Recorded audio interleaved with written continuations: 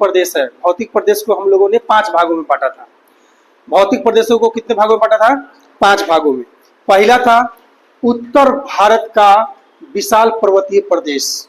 उसके बाद हम उसके जस्ट नीचे आए थे उत्तर भारत का विशाल मैदान। उसके बाद आए थे प्रायद्वीपीय पठार। उसके बाद चौथा नंबर पे आए थे पश्चिमी घाट और पूर्वी घाट, और 5वें नंबर पे आए थे भारत का जो द्वीप सब है वो सब। हम लोग 1 बाय 1 करके पढ़ेंगे। हम लोग 5 बात किए थे कि उत्तर भारत का विशाल पर्वत, तो हम लोग पर्वत पढ़ चुके हैं, जैसे ट्रांस हिमालय पढ़ चुके हैं और शिवालिक हिमालय पढ़ चुके हैं, मध्य हिमालय पढ़ चुके हैं। तो हिमालय वाला पोर्शन हम लोगों ने खत्म कर दिया है, ठीक है। उसके बाद दूसरा नंबर पे हमारा टॉपिक चल रहा है जिसका नाम है प्रायद्वीपीय भारत। और प्रायद्वीपीय भारत में जितना कुछ है वो सब कुछ हम लोग को पढ़ना है, जिसमें सबसे पहले प्रायद्वीपीय भारत में हम सबसे पहले पढ़ रहे हैं अरावली की पहाड़ी के बारे में। अरावली की पहाड़ी के बारे में हम सबसे पहले पढ़ रहे हैं। तो अरावली की पहाड़ी प्रायद्वीपीय भारत का भाग है। प्रायद्वीपीय भारत का मतलब होता है ऐसा भारत, एक ऐसा स्थल जिसके तीनों तरफ से अगर पानी हो तो उसे हम प्रायद्वीप कहते हैं। तो भारत के एरिया को देखिए तो इसे हम प्रायद्वीप कहेंगे। इधर है अरब सागर, इधर है बंगाल की खाड़ी और इधर है हिंद महासागर, इसे हम कहते हैं प्रायद्वीप। तो ये हम किसके बारे में पढ़ने जा रहे हैं? प्रायद्वीपीय भारत के बारे में हम पढ़ने जा रहे हैं। प्रायद्वीप का मतलब जिसके तीनों तरफ से पानी हो। और प्रायद्वीपीय भारत की हम बात करें तो राजस्थान में अरावली की पहाड़ी है जो प्रायद्वीपीय भारत का ही वह पार्ट है, प्रायद्वीपीय भारत का ही पार्ट है। देखिए, अगर आपसे यह सवाल किया जाए कि अरावली की पहाड़ी कहाँ है, तो आपको कहना होगा कि अरावली की पहाड़ी मुख्य रूप से तो राजस्थान में है, लेकिन इसका विस्तार गुजरात के पालमपुर से लेकर दिल्ली के मजनू के टीला तक है। मुख्य रूप से कहाँ है? राजस्थान। मुख्य रूप से कहाँ है?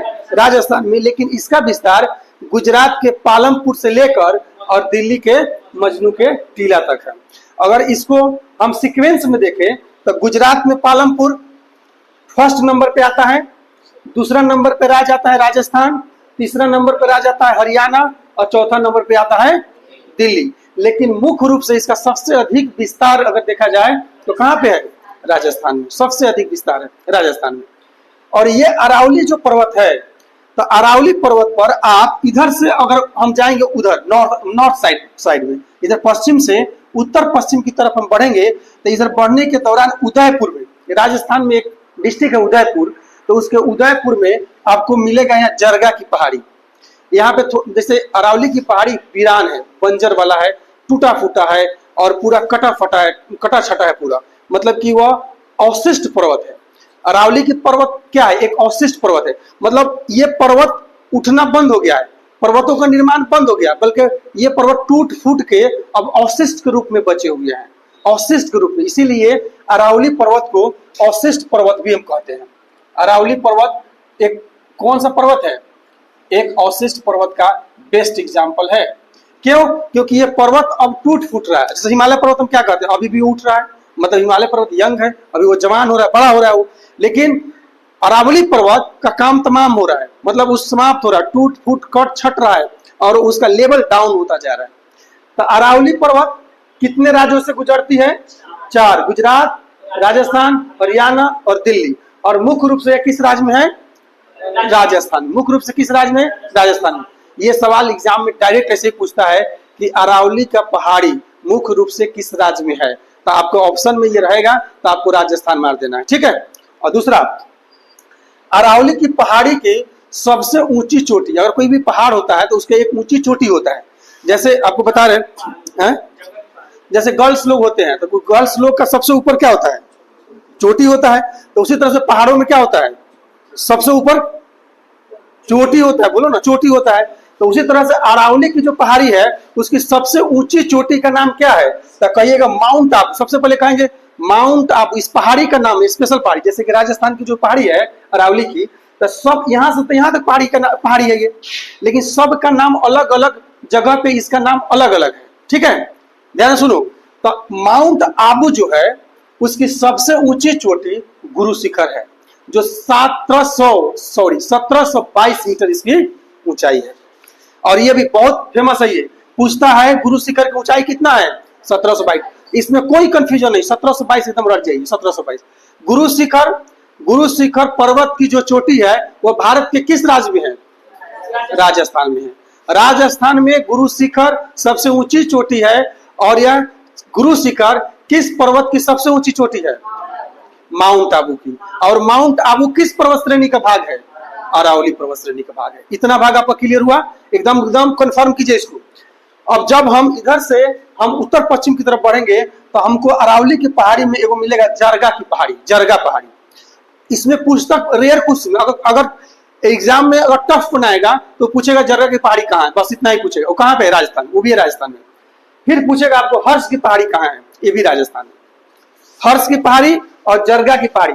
तो देखिए शुरू जब करता है अरावली तो मिलेगा आपको जरगा की पहाड़ी। मतलब यहाँ पे आपको क्या है ना, जरगा की पहाड़ी में थोड़ा वन मिलेगा, फॉरेस्ट जंगल हरा भरा बस यहाँ पे मिलता है। उसका एक ही रीजन है कि मानसून जब इधर से प्रवेश करती है तो अरावली से टकरा के यहाँ पे बारिश करा देती है, इसलिए जरगा की जो पहाड़ी है यहाँ पे वन मिलता है।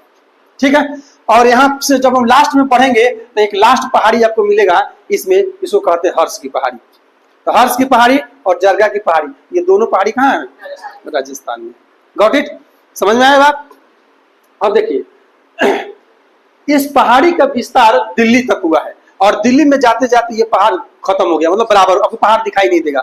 मजनू के टीला पर जाके पहाड़ी समाप्त हो गया, खत्म हो गया इससे कहानी। ठीक है।